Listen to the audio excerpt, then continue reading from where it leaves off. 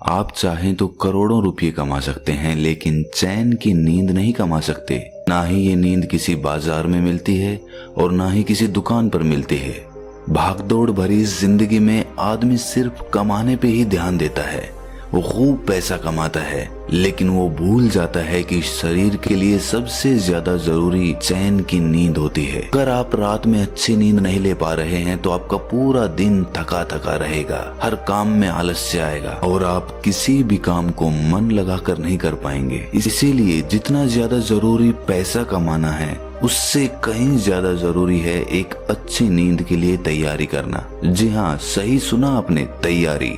क्योंकि बिना तैयारी और बिना ज्ञान के अगर हम सोएंगे तो हम अच्छी नींद नहीं ले पाएंगे। लेकिन अगर आपको कुछ ऐसे तरीके पता हो जिससे गहरी और अच्छी नींद कैसे ली जाती है, तो आपकी जिंदगी में से आप तनाव को बहुत कम कर सकते हैं। अगर तनाव का सीधा सा संबंध नींद से होता है। अगर आप अच्छी नींद नहीं ले पाएंगे तो आप तनाव से ग्रस्त रहेंगे, और वहीं दूसरी ओर अगर अच्छी नींद ले पाएंगे तो तनाव रहित रहेंगे, ऊर्जा से भरे रहेंगे, पॉजिटिविटी से भरे रहेंगे। आज की जो कहानी मैं आपको सुनाने वाला हूँ, उस कहानी के माध्यम से आप ये जान पाएंगे कि अच्छी नींद ना आ पाने के क्या कारण होते हैं, और साथ ही आपको इस वीडियो में अच्छी और गहरी नींद लेने के लिए कुछ छोटे छोटे और यौगिक उपाय बताए जाएंगे। इससे पहले कि आप इस कहानी में खो जाएं, इस चैनल को सब्सक्राइब जरूर कर लें। तो चलिए कहानी शुरू करते हैं।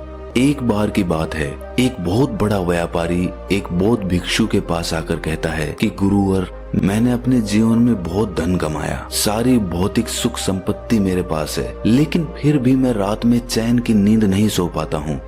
इसी वजह से मेरे अंदर तनाव बना रहता है, मैं गुस्से में भी जल्दी आ जाता हूँ और मेरी जिंदगी सही तरीके से नहीं चल पाती। क्या आप नींद के संबंध में मुझे कुछ बता सकते हैं? उस बौद्ध भिक्षु ने कहा कि इस सवाल का जवाब मैं तुम्हें एक कहानी के माध्यम से देता हूँ। ये कहानी महात्मा बुद्ध के बारे में है। महात्मा बुद्ध जब भी रात में सोते थे तो वो एक ही अवस्था में सोते थे, और जिस अवस्था में वो सोते थे उसी अवस्था में पूरी रात सोते रहते थे। वो अक्सर अपने बाईं ओर करवट लेकर सोते थे और रात में सोते वक्त उनके शरीर का कोई भी हिस्सा नहीं हिलता था। ऐसा प्रतीत होता था कि कोई मृत आदमी वहाँ पर पड़ा हुआ हो। और जब सुबह वो उठते थे तो बहुत ही सकारात्मक ऊर्जा से भरे हुए उठते थे। महात्मा बुद्ध का एक शिष्य था जिसका नाम आनंद था। आनंद रात में महात्मा बुद्ध के पास ही सोता था। वो रोज महात्मा बुद्ध को एक ही अवस्था में सोते हुए देखता। तो एक दिन उसके मन में एक जिज्ञासा उठी। उसके मन में ये सवाल उठा कि महात्मा बुद्ध एक ही अवस्था में पूरी रात कैसे सो सकते हैं? ना तो उनका हाथ हिलता है, ना उनका पैर हिलता है। आखिर इस बात का क्या रहस्य है? उसकी जिज्ञासा इतनी ज्यादा बढ़ गई कि उसने रात में ही महात्मा बुद्ध को उठाकर उनसे ये सवाल पूछ लिया। उन्होंने बुद्ध से पूछा कि हे बुद्ध, मैं देखता हूँ कि आप रात भर एक ही अवस्था में लेटे रहते हैं, ना आपका हाथ हिलता है ना पैर हिलता है। ऐसा प्रतीत होता है कि कोई मृत आदमी लेटा हुआ है। जबकि जब हम रात को सोते हैं तो हम रात भर करवटें बदलते रहते हैं, कभी हमारा हाथ हिलता है, कभी हमारा पैर हिलता है, और इसी कारण शायद हम एक गहरी नींद नहीं ले पाते हैं। मुझे ये बताने की कृपा करें कि आपका एक ही अवस्था में सोने का क्या राज है? ये सुनकर बुद्ध ने आनंद से पूछा, जब तुम रात में करवटें बदलते हो तो क्या तुम्हें रात में मालूम होता है कि तुम करवटें बदल रहे हो? ये सुनकर आनंद ने कहा कि नहीं बुद्ध, ये तो हमें सुबह उठने के बाद पता चलता है कि जिस अवस्था में मैं सोया हुआ था, सुबह मैं उस अवस्था में नहीं उठा। रात में तो मुझे पता ही नहीं चलता कि मैं करवट बदल रहा हूँ या नहीं बदल रहा हूँ, क्योंकि उस वक्त तो मैं नींद में रहता हूँ। ये सुनकर बुद्ध कहते हैं कि तुम रात में ही नहीं सोते रहते, तुम दिन में भी सोते सोते ही काम करते हो। जब तुम दिन में ही होश पूर्वक नहीं जी पाते तो रात में होश पूर्वक कैसे सो सकते हो? अक्सर तुम दिन में भी सोते सोते ही काम करते हो और इसीलिए रात में जागृत नहीं हो पाते। और वहीं अगर मेरी बात है तो मैं रात में भी जागृत अवस्था में ही सोता रहता हूँ।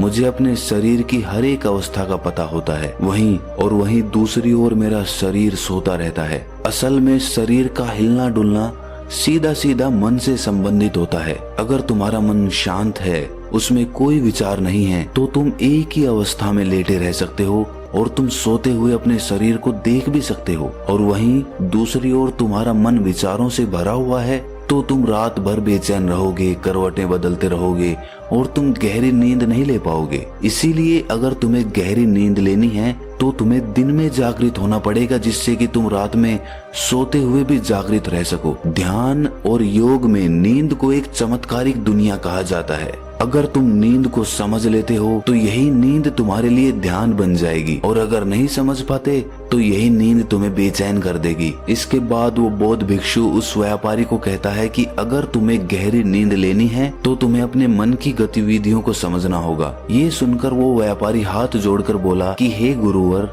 ये बड़ी बड़ी बातें मुझे समझ में नहीं आती हैं। मुझे आप कुछ ऐसे आसान तरीके बता दीजिए जिससे मैं आराम से अच्छी नींद ले पाऊं। ये सुनकर वो बौद्ध भिक्षु कहता है कि गहरी नींद न आने के मुख्य रूप से 7 कारण होते हैं। उस 7 कारण मैं तुम्हें एक एक करके बता रहा हूँ। इसमें से सबसे पहला और सबसे मुख्य कारण है सोने से पहले के विचार।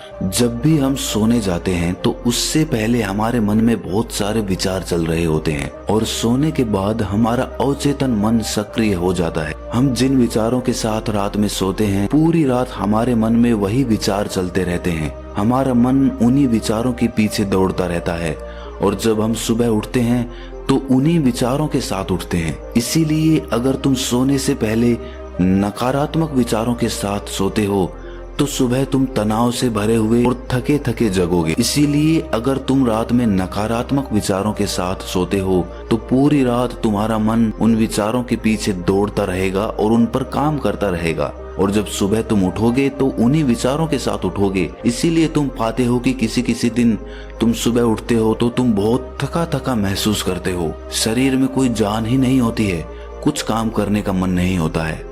और वहीं अगर रात में तुम सकारात्मक विचारों के साथ सोते हो, पूरी रात तुम्हारा मन उन्हीं सकारात्मक विचारों के पीछे काम करता है, और इसीलिए कभी कभार जब तुम सुबह उठते हो तो तुम ऊर्जा से भरे होते हो, तुम्हारे अंदर एक स्फूर्ति होती है, तुम्हारे अंदर एक ताजगी होती है। और वहीं रात में अगर तुम विचार रहित होकर सोते हो तो पूरी रात तुम शून्यता में सोते रहोगे, और तुम्हारी नींद ही तुम्हारे लिए ध्यान बन जाएगी। इसीलिए हमेशा याद रखो कि सोने से पहले थोड़ी देर के लिए ध्यान कर लो और अपने विचारों को शांत कर लो, जिससे कि तुम्हारी नींद तुम्हारा ध्यान बन जाए। अगर दोस्तों आधुनिक समय की हम बात करें तो आज के समय में बहुत सारे रिलैक्सिंग म्यूजिक इंटरनेट पर उपलब्ध होते हैं। हम सोने से पहले किसी भी रिलैक्सिंग म्यूजिक को लगाकर अच्छी और गहरी नींद ले सकते हैं। इस तरह के रिलैक्सिंग म्यूजिक हमारे मन को शांत कर देते हैं, जिससे कि पूरी रात हमारा मन विचारों से मुक्त रहता है। अच्छी नींद ना पाने का दूसरा मुख्य कारण होता है कि निश्चित समय पर ना सोना। जी हाँ, अक्सर हमारा सोने का समय निश्चित ही नहीं हो पाता। कभी हम देर से सोते हैं, कभी पहले सोते हैं, और कभी दिन में भी सो जाते हैं। और जब हमारा सोने का कोई निश्चित समय नहीं होता है तो हमारा मन भी उसी तरह काम करता है। हमारा मन भी उलझ जाता है और उसे पता ही नहीं चलता कि इसे कब सोना है और कब नहीं सोना है। इसीलिए अगर हम सोने का कोई निश्चित समय निर्धारित कर लें तो हमारे मन में सीधी यही जानकारी जाएगी कि ये समय सोने का समय है, और उसके बाद ये धीरे धीरे मन की आदत बन जाएगी, और वो समय होते ही हम अपने आप गहरी नींद में जाने लग जाएंगे। गहरी नींद न आने का तीसरा मुख्य कारण है बिस्तर पर दूसरे काम करना। जो हमारा शयन कक्ष होता है, यानी सोने का कमरा होता है, वो सोने के लिए ही बना होता है। जिस बिस्तर पर भी हम सोते हैं वो बिस्तर सोने के लिए ही इस्तेमाल किया जाना चाहिए, लेकिन अक्सर उसी बिस्तर पर हम बैठकर भोजन कर लेते हैं, उसी बिस्तर पर बैठकर टीवी देखते हैं, उसी बिस्तर पर बैठकर गप्पे लड़ाते रहते हैं। इससे मन को एक स्पष्ट जानकारी नहीं मिल पाती कि ये बिस्तर किस काम के लिए बना हुआ है। अगर हमारे मन के पास सटीक जानकारी होगी कि ये बिस्तर, ये शयन कक्ष सोने के लिए बना हुआ है, तो उस बिस्तर पर लेटते ही हमें गहरी नींद का अनुभव होने लगेगा।